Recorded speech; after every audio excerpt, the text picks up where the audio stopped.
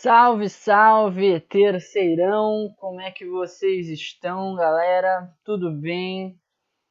Tudo show? Tudo mais ou menos? Tudo semana de provas, né? Tudo não tão ótimo como você gostaria? Pois é. Estamos aí, né? Essa semana é uma semana diferenciada para você e eu sei disso, por isso que eu falei se você estava no modo semana de provas, né? Que é um modo semana mais complexa, semana mais estressante, semana mais, né, cheia de coisas para serem feitas. E é justamente por causa disso também que a gente tem que orar aqui nesse momento, em primeiro lugar pela nossa aula, mas também para que você consiga alcançar os seus objetivos, as suas metas nessa tua semana, tá certo? Então vamos aqui falar com o nosso Deus, com o nosso Pai. Santo e amado Deus, querido Pai, meu Deus, cuide de cada um dos meus alunos, nas suas respectivas casas, nos respectivos desafios que eles têm agora nessa semana especial, de muitas atividades, provas, tarefas que eles têm que estar executando, e eles também já estão preocupados, meu Deus, com a nota final que vai ser gerada ao terminar esse bimestre. Mas, Paizinho, que o Senhor traga tranquilidade para a mente deles, traga paz, alívio. E, Paizinho, eu te peço também que o Senhor cuide dessa nossa aula que a gente vai ter agora, que essas reflexões que a gente vai ter, que elas possam ser bênção na nossa vida, que elas possam fazer diferença no nosso modo talvez de pensar, no nosso modo de agir, e que a gente possa cada dia mais trazer orgulho para o Senhor, que o Senhor nos veja como seus filhos e tenha realmente alegria ao ver como está a nossa vida, como estamos agindo, como estamos nos reportando às outras pessoas também, Paizinho, como nós estamos sendo luz no meio dessa terra. É o que eu te peço em nome de Cristo Jesus. Amém. Bom, eu queria falar com vocês hoje sobre uma listinha de 4 itens, tá bom? O primeiro é a preponderância, já puxando para a arrogância.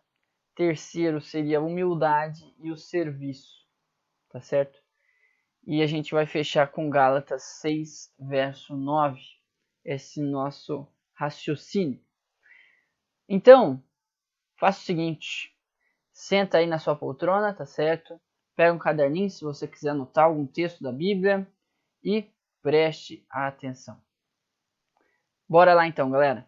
Preponderância. Primeiro de tudo, primeiro item do nosso primeiro tópico, né, da nossa lista, preponderância. O que é a preponderância? Como a gente lida com ela no nosso dia a dia? A gente tem o hábito de estar diante de pessoas preponderantes? Será que a gente tem tido a oportunidade de perceber a preponderância no nosso dia a dia, às vezes até mesmo em nós, no nosso modo de agir, nosso modo de falar? A preponderância é nada mais, nada menos do que quando o ser humano ele se acha superior, ele se acha, né, todo supremo, e de que ele, na verdade, ele tem a soberania ali da situação, né? Mas uma pessoa que ela é preponderante, né? Você pode estar preponderante, né, em determinado momento, assim, você tá todo se achando, né, e tal. Mas tem gente que é preponderante. Ou seja, tem gente que tem essa característica em quase todos os dias, né? Em quase todas as situações, a pessoa fica se achando melhor que as outras, né? Fica se achando ali superior, achando que ele é o bonzão, que ele é o bonitão, que enfim, né? Ou que ela é a bonitona, é inteligentona e os demais têm que se curvar à sua grande sabedoria, ao seu grande intelecto, né? À sua grande beleza. Existem pessoas assim no nosso meio, pessoas que se acham, né? Acho que seria essa a expressão mais comum aí para uma pessoa preponderante, pessoas que se acham, né? A última bolachinha, né? Do pacote de traquinas, né? O último biscoitinho, né? Do pacote, ou seja, ela é a pessoa, ele é o cara, né? Então isso tudo impacta no relacionamento dele com as outras pessoas, né? Às vezes não tem paciência com os outros, às vezes, né? Até trata as pessoas de um jeito mal, né? Trata as pessoas de um jeito que não deveria, né? Por quê? Porque acha que é melhor que os outros. Tem gente assim no mundo? Infelizmente tem. E isso tudo gera arrogância, né? Pessoas que acham que, não, sou melhor que ele, então vou tratá-lo de uma forma arrogante, né? Eu tenho que ser tratado bem, eu tenho que ser, enfim, né, ser tratado de uma forma especial. Agora, o outro não. O outro é uma pessoa normal, o outro é uma pessoa que não merece um tratamento digno como o meu tratamento. E você sabe que, assim, Jesus, quando ele veio nesse mundo, muitos pensavam que Jesus ele tinha que ser uma pessoa destaque, cara. Que ele tinha que ser uma pessoa superior às outras. Que ele tinha que ser uma pessoa que iria, inclusive, ser o líder de um novo governo, o líder de uma revolução que iria expulsar os romanos e eles iriam governar aqui nessa terra. Inclusive os discípulos pensavam isso. Pasme você, mas os discípulos pensavam que Jesus deveria ser superior a todos os demais e que ele deveria estabelecer o reino dele, né? E ele então iria poder detonar com o controle romano, né, sobre os judeus, e então ele iria libertar o povo. Pois é. Só que mal eles sabiam que Cristo veio para servir e não para ser servido. Mateus 20, verso 28. O Filho do Homem não veio para ser servido, mas sim veio para servir e dar sua vida em resgate de muitos. Sabe o que isso mostra para os discípulos e mostra para mim e para você? Mostrou, né? Naquela época, mostra ainda hoje para mim e para você. De que se o Rei do Universo, o Criador de todas as coisas, tem a capacidade de vir a esse mundo pecaminoso para resgatar outros seres humanos e, inclusive, para servir e não ser servido, ou seja, olha só que loucura isso tudo. O Criador vem para servir a criatura. Sabe, galera? Imagine só você se colocando no lugar do Criador, né? Você veio para salvar alguém que você já tinha criado antes, né? A humanidade foi criada antes por Deus. Deus já tinha feito tudo perfeito e agora ele tem que vir e consertar um problemão que eu e você ocasionamos.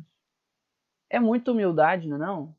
E olha só que outra situação interessante que a gente vê aqui também, aqui na Bíblia também, em Mateus capítulo 23, no versículo 11 agora.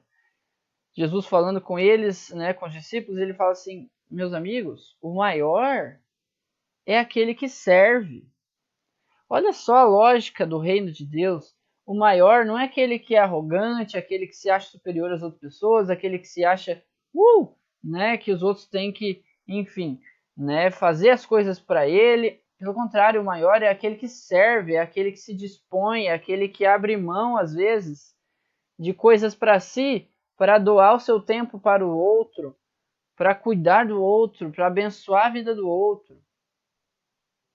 E o mais legal ainda é que em Gálatas 6:9 a Bíblia vai dizer o seguinte, olha só que interessante, galera. Gálatas 6:9. E não nos desfaleçamos de fazer o bem, ou seja, não nos cansemos de realizar o bem, pois se não desistirmos, no tempo certo realizaremos a colheita. Sabe o que Deus está dizendo aqui para nós na Bíblia? Muitas vezes a gente vai se cansar de servir, a gente vai cansar de ser humilde, a gente vai cansar de fazer coisas boas para as outras pessoas, porque servir é muito cansativo, é muito exaustivo. Você está sempre ao dispor do outro ser humano, você está cuidando de outras pessoas, você está abençoando a vida de outros. Também é cansativo.